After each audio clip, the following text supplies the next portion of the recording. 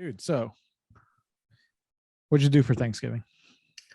I was on a ship.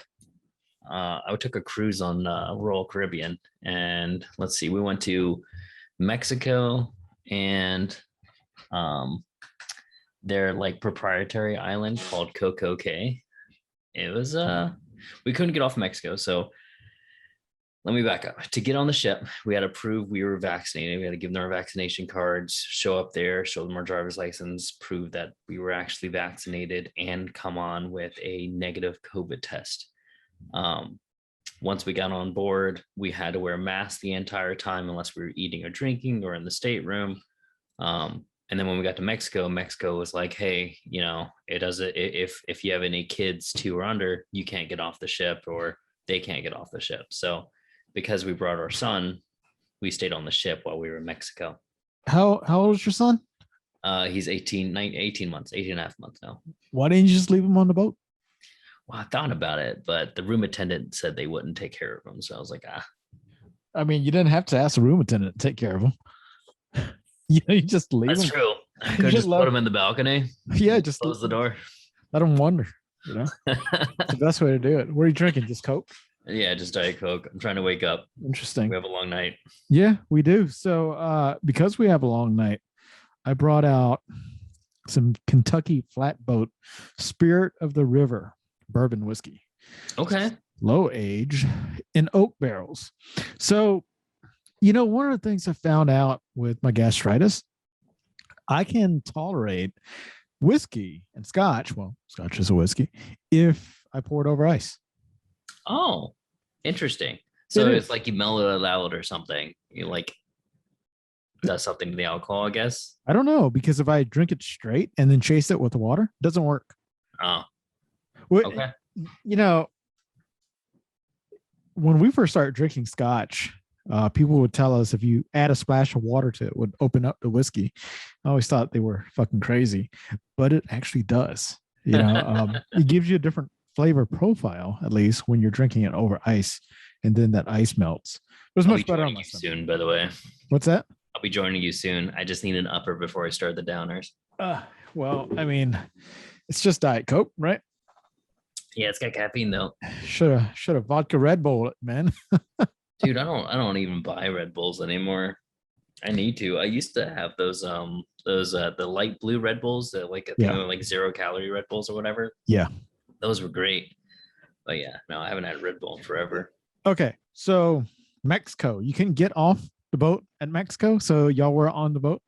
Yeah, we stayed on the ship in Mexico. We basically, so on the ship itself for like the 5 days we were on there was nothing going on. They had a ton of trivia. There was like 6 or 7 hours of trivia on that ship, and then there was food. When it came to the actual like performances, shows, and things like that, they were completely sold out by the day we got on the ship, so we couldn't go to any of those, and some of them were like vaccinated guests only, so we couldn't even bring our son. So again, we were kind of excluded from being able to do those things.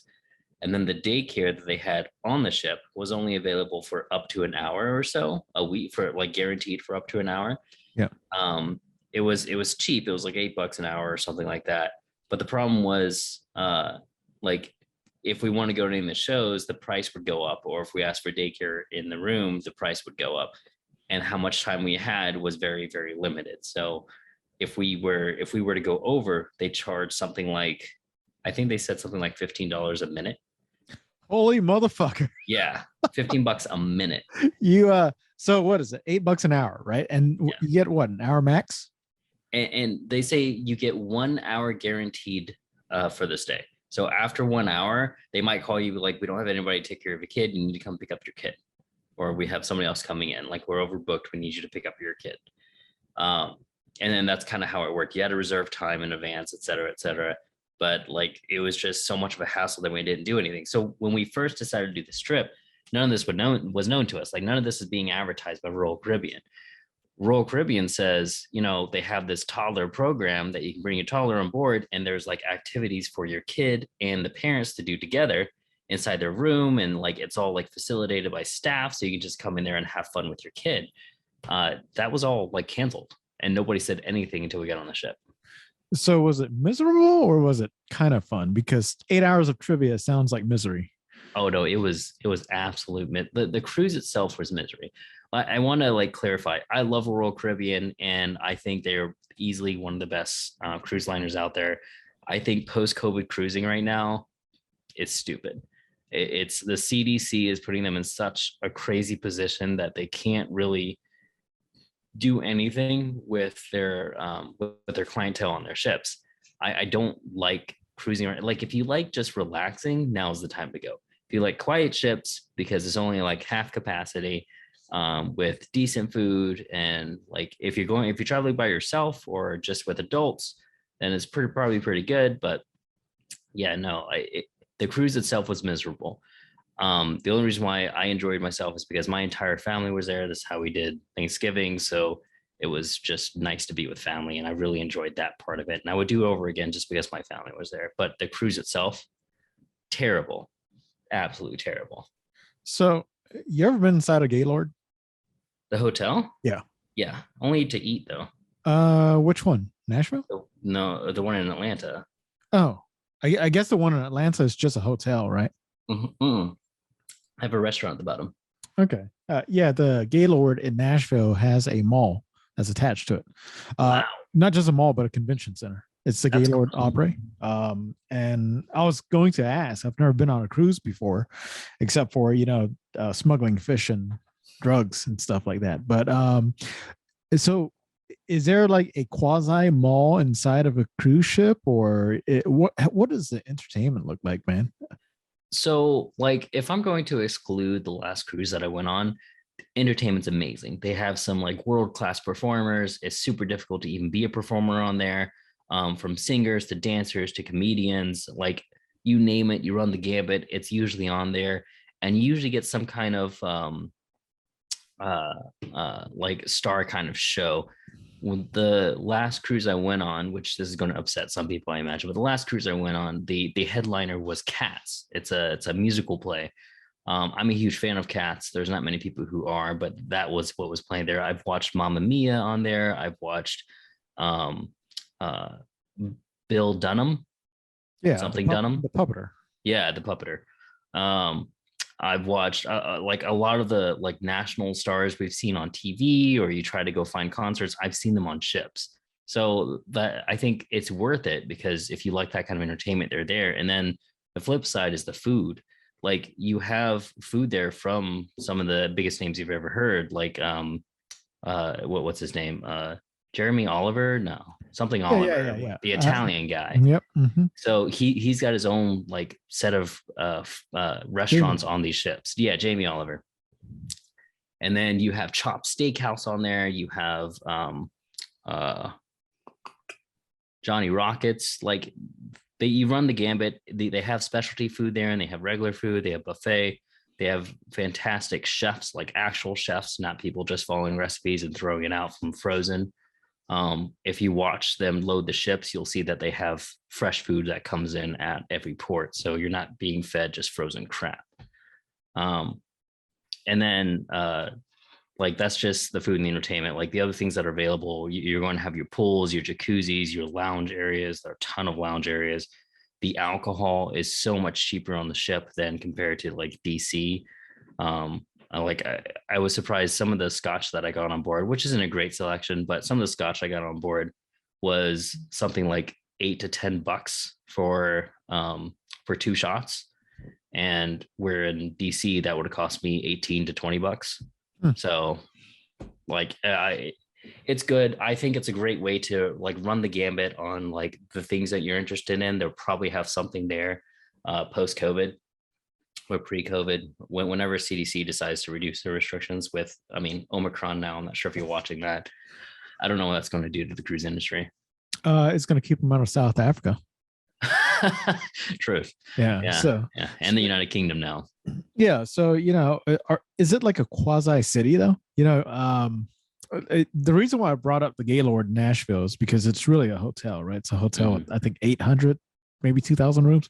Way off, different there. But yeah, it's not like it's a hotel and then you walk out of a hotel and it's a mall. The mall is actually integrated into the hotel. So, as strange as that sounds, it's this whole entire complex community of business and stay and pleasure. And I didn't know if that was the kind of feel that you get when you're on a cruise. I think so. It's a much closer to. It's hard for me because hotel like fills in a lot of gaps, but it's to me it's a resort. Like you go there and it's a campus, and there's activities. You get a whole list of activities to the things to do inside this campus and things to do outside the campus, and you go do it.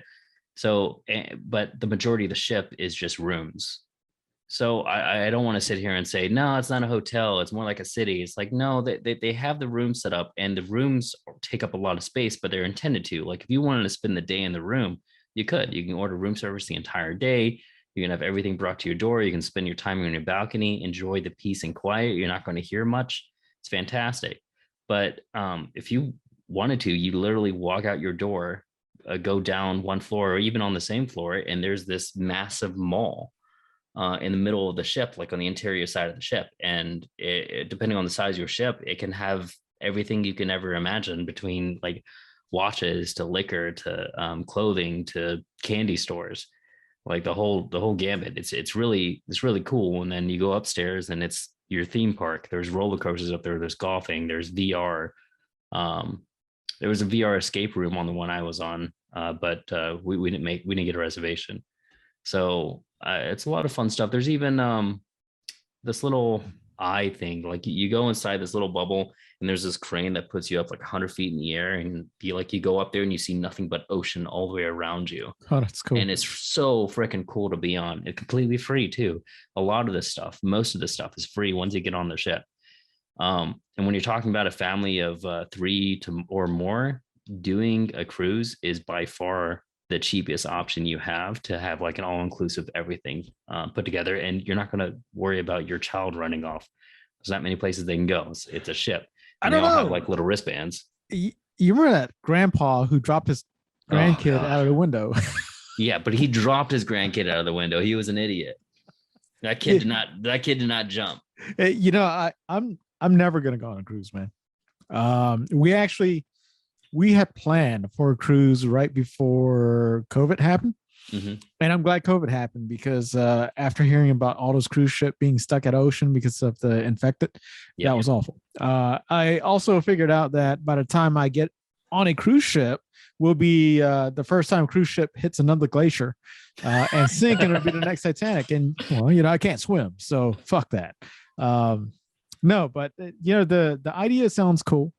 I know that Cynthia and her family, they've been on cruises before, but it's just not for me, man. I can't imagine cruising for you.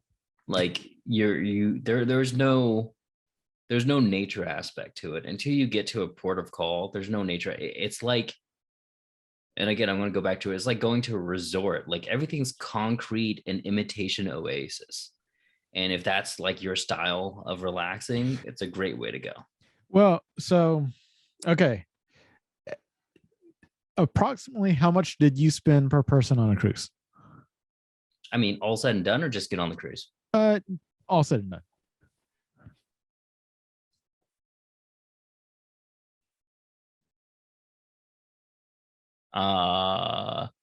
Roughly 550. Okay, so for $450, I can take you out into the middle of the ocean, toss your ass there, leave you, and you'll see nothing but water too, just like that globe. Be $100 cheaper. Yeah, but I'd live for 5 days on the cruise. Okay, you would. Okay, what about the bar scene, man? I know you're married. What's the bar scene like? A lot of single people at the bar. Is it possible for somebody who's single to go on a cruise and enjoy it? A little too much. So like the single cruise one is probably going to be more Norwegian. Norwegian Cruise Line is just a party ship. Like it's fantastic if that's all you're intending to do. If you're single, that's the ship you want to go on. And dude, have you ever seen the Futurama episode where like you have like this slime dude, and all he can do all the time is just party, and he has to party 24/7? No, but he sounds like my friend. Okay, so he's in the episode, he is absolutely miserable, and you could see it in him. And like they take off his sunglasses, his eyes are bloodshot, and he's like, if I ever stop partying, they'll kill me or fire me. So that's what these guys on the Norwegian cruise line look like. They're constantly having to be like chipper, and I'm always looking at them going, wow, I am so sorry. That sucks. But yeah, no, single people typically go there. Now, Royal Caribbean, the ship I was on, there was definitely single people there. The bar scene was exactly as you described. There's a ton of single people. There's tons of couples too. A lot of people trying to hook up, and a lot of people do. Like Steph and I were there, so we kind of like shielded ourselves from everybody else. Not to say that I haven't been picked up at a bar, but we shielded ourselves from everybody else. But you saw it. You saw people flashing their money, which you can't really use cash all too much except for tipping people, but people will find a way. I know a lot of people will drop their status. Somebody came up to my brother and was like, yeah, I'm an attorney. And I'm like, cool, I'm an astronaut. It's like, what do you do? Was he trying to sleep with Billy? Yeah. I think this guy was. I think hilarious. Although he picked the wrong profession, he was like, I'm an immigration attorney. I'm like, oh, why you put the bar so low? That's hilarious. That's hilarious, man. So what kind of people do you meet on there? Just attorneys and mostly professionals, or? Nah, with Royal Caribbean and Carnival, you're getting mainly middle class, like lower middle to upper middle class. You're not getting a lot of people. You'll meet lawyers and you'll meet attorneys and doctors on there. Not to say you won't. I'm just saying, if you wanted to meet like more highfalutin people, for lack of a better term, you'd go to the luxury lines, which are owned by Royal Caribbean Carnival as well. But like Princess Cruise Lines, owned by Carnival, and Celebrity Cruise Lines, which is my favorite luxury line, owned by Royal Caribbean. I talk about Royal Caribbean a lot, and I'll say, like, if you're a member with a particular cruise lines, their loyalty back to you after a few cruises starts to help pay for the difference. So I'm like 2 or 3 cruises away before Royal Caribbean just starts giving me a free cruise every year. I don't have to do anything extra. I just show up to the cruise. Like I don't have to, it's not like airplane, it's not like Delta or United. I don't have to keep up my points every year. Royal Caribbean says once you hit this many cruises, you just get a free cruise every year, period. You don't have to pay a dime. You just show up. And I really appreciate that kind of loyalty back to the person. So that's when you pick your cruise lines, if that's what you're wanting to do, like find somebody that's willing to be loyal with you, or find a cruise line that's willing to be loyal to you. It's like Delta and their airplanes, man. What do you mean? Delta treats their frequent flyers really well. Really? I didn't know that. I left Delta because I felt like they treated me like crap. Yeah, that's what happens when you're flying 5 miles a year. No, it was like 50. Come on. 50. I went to Atlanta. Why don't you go grab your drink, man, and let's get into some crazy stuff. All right, give me a second. Yeah.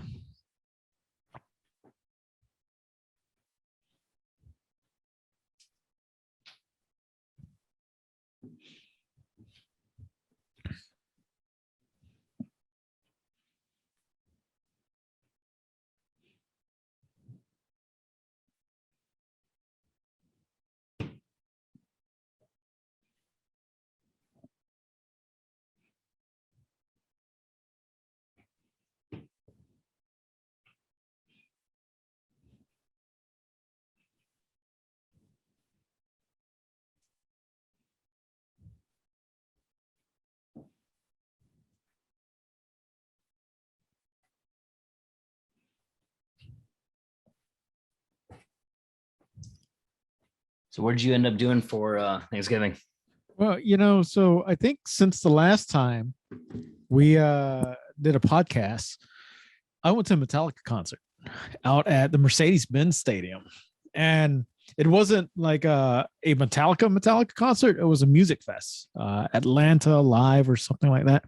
It was pretty fantastic, man. My sister and my brother-in-law, they bought me and Cynthia tickets to go to Metallica. And we pretty much had front row seats, short of being inside the pit, because, man, dude, we're too old to be standing inside the pit, right? And I end up Was it a buying. mosh pit? No, man, dude, Metallica fans are too old for mosh pits. But I ended up buying parking that was right up against the stadium. I mean, literally, you walk out the door, and our truck was right there. That's So good and bad. it was great, man. It was great. So okay, there were these two other bands there that day. One was called Greta Van Fleet. You ever heard of them?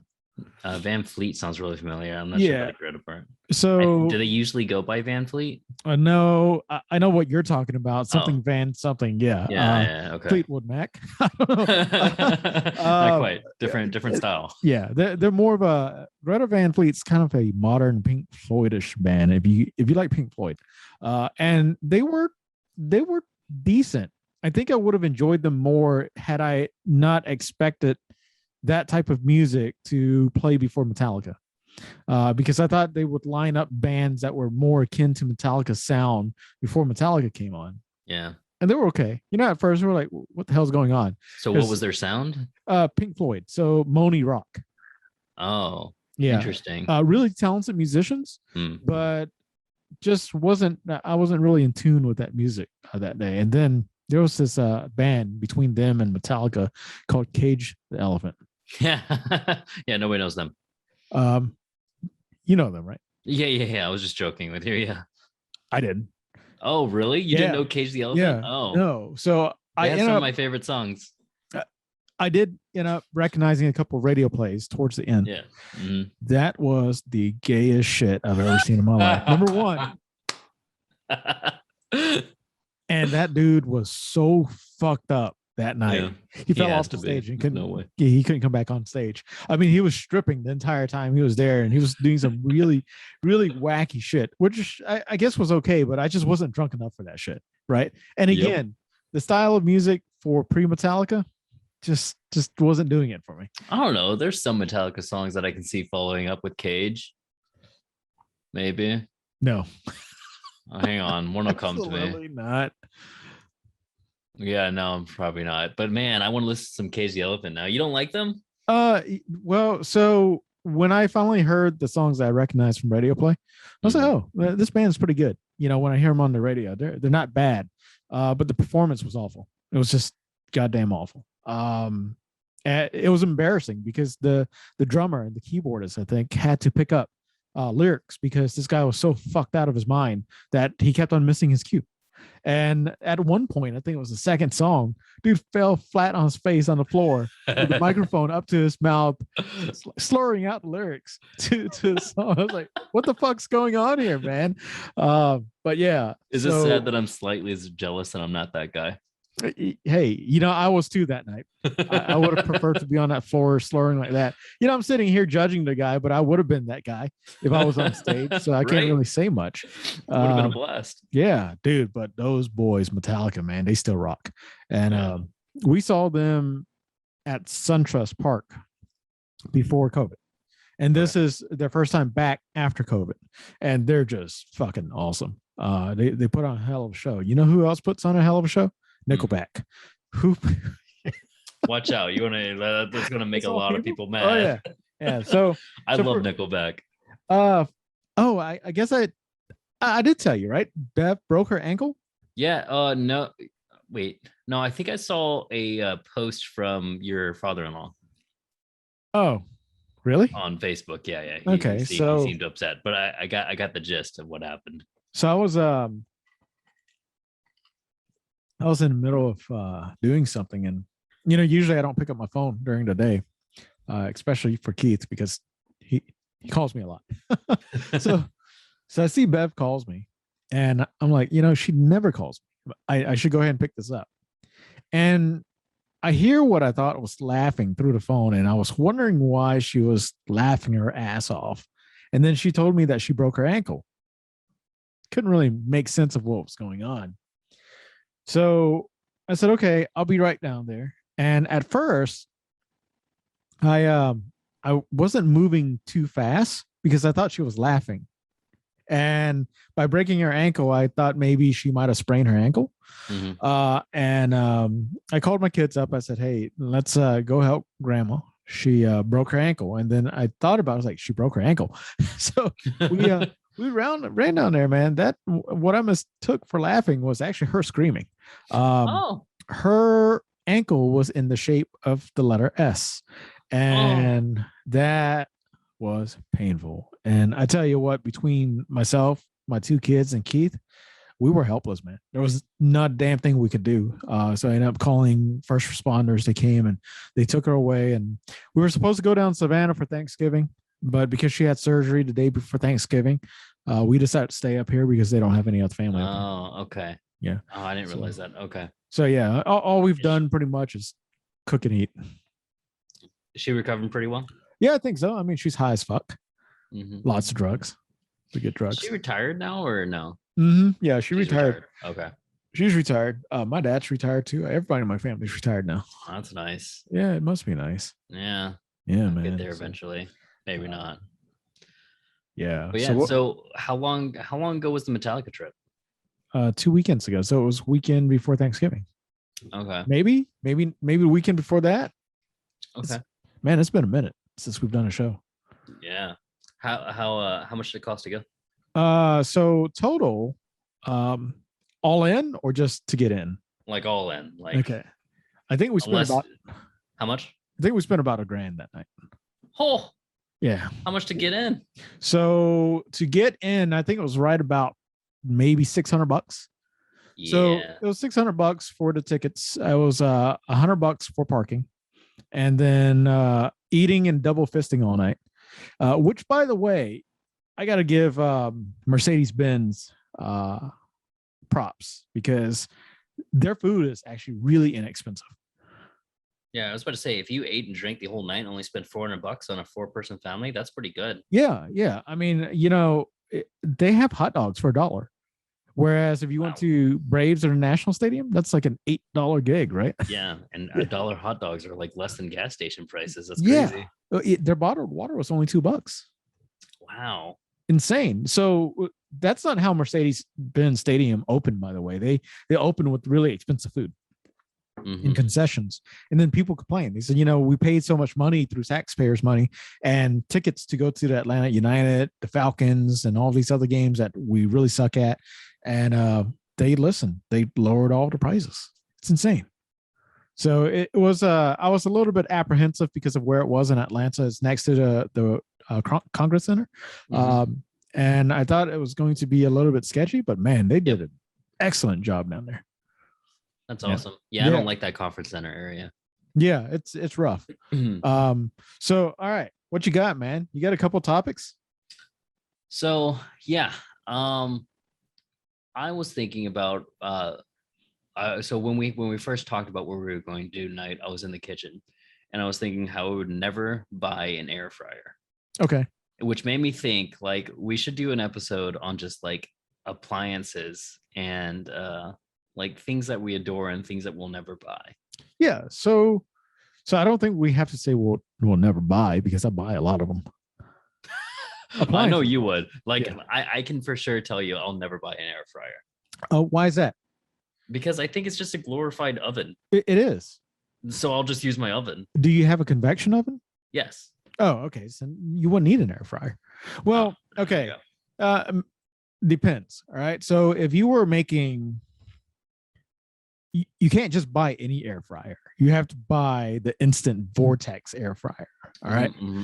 So the Instant Vortex air fryer also does rotisserie. Okay, so that's kind of neat, but no, hang on. You're talking like two things that I kind of want to do. Dude, rotisserie sucks at home, by the way. I hate doing it. But here's the thing: is that the little mechanism, the wheels that spins the rotisserie cage. Yeah. The Instant Vortex also comes with this cylindrical cage that's made of metal mesh, and you can take egg rolls. You can stick them in this metal mesh, and when it air fries it spins the mesh, so the egg rolls are evenly cooked. Crispy. Dude, it's the best egg rolls I've ever had, and I love oil fried egg rolls.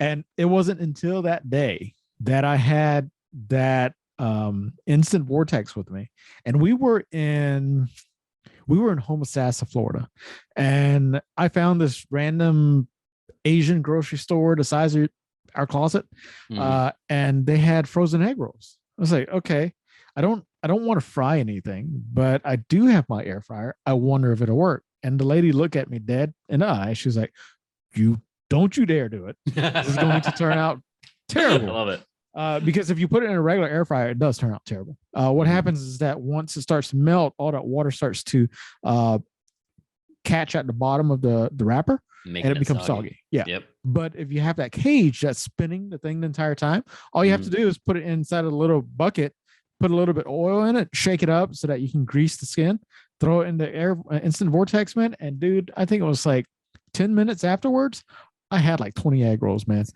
I was hold like, up, motherfucker. I thought the whole point of an air fryer was to like stop using oil. No, stop using too much oil. If you don't use oil, you're not going to get the crispy skin. Yeah, that's what I was going on. Yeah, that's what I was wondering. Okay. Yeah. So like fries, you still have to take like Pam or whatever else and spray it so that it can have that sheen of oil on it, and then you can air fry it. Now, if you want to air fry it without Pam, it's just not going to turn out crispy. Okay. Yeah. Okay. So that's number one. That's where it beats convection. The other way it beats convection is okay. Let's talk about gourmet food here, like pizza rolls. So if you want to cook pizza rolls, right? Okay, go ahead. Takes a while to fire up the convection, and then put 12 pizza bites into a large convection oven when you can just throw it in the air fryer. Microwave. It's not the same. You don't get that It's same. the same. Crispy. See, it's the chewiness is better than the crispiness. You lack palate sophistication. What? No, the chew, like when you eat a pizza, you don't want it to like crunch as you're going through the crust there. You want it to like be a little bit chewy. You want it to be a little bit bouncy. No, I agree. Sometimes microwave pizza rolls are better than air fried ones. Okay, here's another example. What I love about the instant vortex, I don't know if you can do this with other air fryers. I do have another air fryer. I think Cynthia sold it already, but it couldn't do all of this. So I also use my air fryer as a toaster oven. Okay. So if I made my own tuna salad, I can take 2 slices of bread, cheese, put the tuna on it, and make myself a really quick tuna melt in 3 minutes. Can't really do that with an oven. No, you do that with a frying pan. Yeah, but like the rest of us normal people. But that's too much trouble, man. No, it's not. You put it on the frying pan. You have it going as you're making your tuna salad. You take the frying pan off and you put it on top and you just let it melt. Where it really goes in handy is when I go camping. See, okay, so that means you have to bring a generator then, right? I don't go offshore, man. I'm always on shore power. I'm a glamper. I'll never take my camper anywhere where I don't. I've done it once actually. I went to Hippie Fest where this was. Is that a real thing? Yeah, Hippie Fest. Hippie Fest. I look this up. So yeah, go ahead. So this was actually at the COVID shutdown. We were wondering if anybody was even going to show up because COVID was just starting to shut everybody down, right? And everybody was afraid and everybody was uncertain.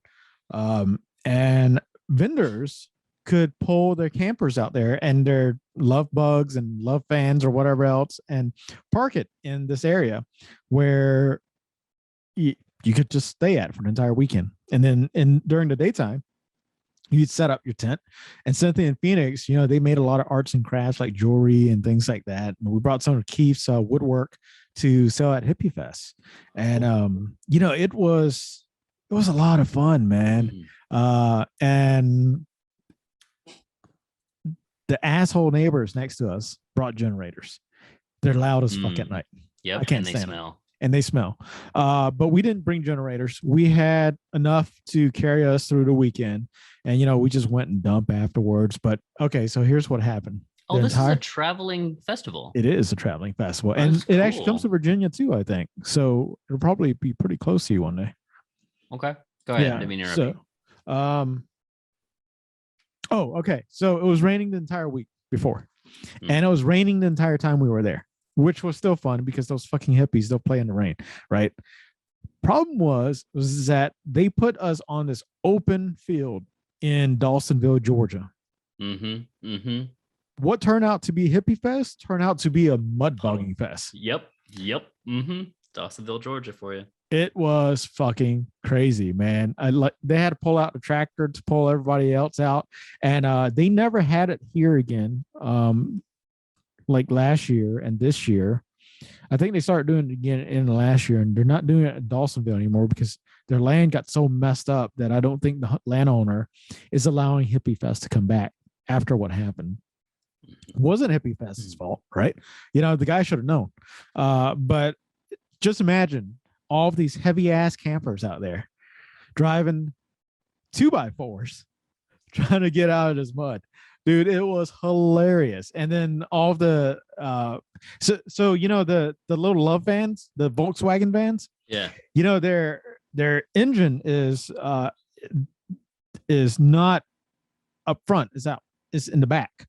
Oh, okay. I Right. didn't know that. Right. And I think they're still rear wheel drive, so they can't get stuck because the weight is all on the drive. Which is weird because front wheel drive gets stuck, but those love vans couldn't get stuck. They just went. But the Priuses and the Camrys and all these other things, man, dude, they were spinning out. People were getting, by the time everybody was leaving at the end of Hippie Fest, everybody was covered in mud. It was hilarious. And it's crazy though, because in any other circumstances, I know that everybody would have been angry, frustrated, waiting in line and waiting to get a tow. They were all so fucking happy, man. I don't know if they were all stoned out of their minds or on mushrooms or something, but they were all happy. But anyways, that's the only time I've ever camped without power. And we did okay. You know, we had like little flashlights and battery power lanterns and water jugs for water. So we did all right.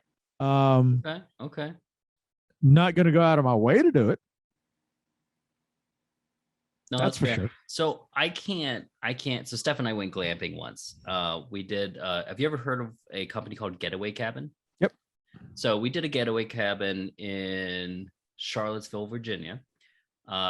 Cool place. I've got pictures of the actual thing that I'll try to send over to you. But it's like this, I don't know, like 80 square foot little room, like kind of like a little trailer. And they put a fireplace in front of it. Inside the trailers, like this bed, a less than mediocre kitchen, and like they decked it out with nice furnishings. And then like the back wall where the bed is just one huge pane of glass. So all you see outside the glass is just woods. So it's really nice when you're sitting in there. And when I think glamping, I think of that.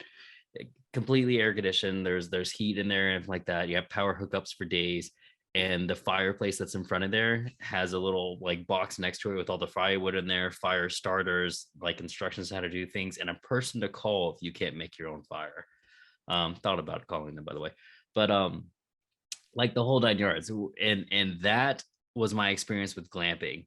I hated every second of it. In my mind, that is not why you go out to the woods. Like, when I go camping, I want to go out there and I want to pitch a tent. I don't want to be next to people. I want it to be like a 15-minute walk before I see another person. I want to have a life straw or iodine tablets. I want to have a rucksack on me. Like, I want to sleep on the ground, maybe a tarp that I just like put on the trees, and I sleep on the ground with everybody else or with any of the animals. Like, I remember waking up on Blue Mountain in the Appalachian, and like this little spider is sitting on my chest as I wake up, and I'm in my sleeping bag, and like the only thing that comes out is like right here, like you can see a little bit coming out of your face and your nose is out of it. And then like I look down and I see the spider, and I'm waking him up to get off me so I can go ahead and get up. Like, that's camping. That's fun. It's a blast. You're there with nature. It's super serene, super comfortable. And then when I go with Stephanie, it's like, let's do this glamping thing. I'm like, this is basically a hotel room. There's no difference. It's a hotel room with a view. So two different things, right? Two completely different things, because I like camping like that too. So if we were out on like a hunting excursion, fishing excursion, something that's way out in the backwoods where you can't get to, man, I would love to do that, right? But when you do it as often as Cynthia and I do it, and our purpose of going out is to not just explore the hyper locality of where we're camping, but a 2 mile, a 2 hour radius, right? So wherever we are, we find natural landmarks within a 2 hour radius and we go visit those areas. That's not something that you can really do with that, lifestyle camping lifestyle. I think the camping lifestyle where you're bringing out your own small little pot and the burners that you got to start your own fire. If you were out doing a fly fishing trip or hiking up river or doing a kayaking or canoeing trip that's going up or down river for days, man, dude, I think that's perfect. Yep. But when you're traveling and you're going across the country or you're going even just to one state and you say, okay, I don't want to just stay. You remember when we were in Kentucky, we drove 2 hours to go to Mammoth Cave, right? Mm-hmm. So we also did a good bit of walking out in Mammoth Cave too.